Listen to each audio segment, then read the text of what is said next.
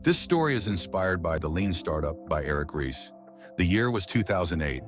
The world was crumbling under the weight of a financial crisis, but in a small, dimly lit apartment, a young entrepreneur named Jake sat staring at his laptop. He had just poured his life savings into a tech startup, a product he was certain would change the world. But weeks turned into months, and reality set in. No customers, no traction, just mounting bills and endless frustration. One night, as he debated shutting everything down, his mentor, an old venture capitalist named Mr. Carson, leaned in and asked, "Jake, do you know why most startups fail?"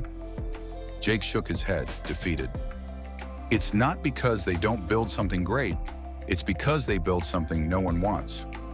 That night, everything changed.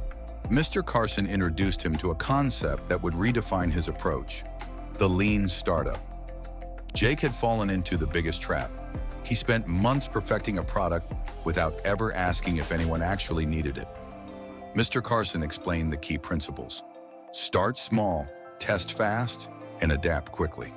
Don't waste time building something massive. Build a minimum viable product, a simple version of your idea, and get it in front of real people. See if they care. Determined to try again, Jake stripped his complex product down to its core.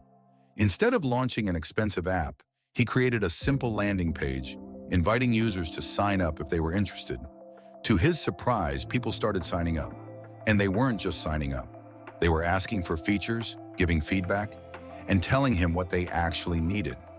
This, Mr. Carson said, is what separates a failing business from a successful one.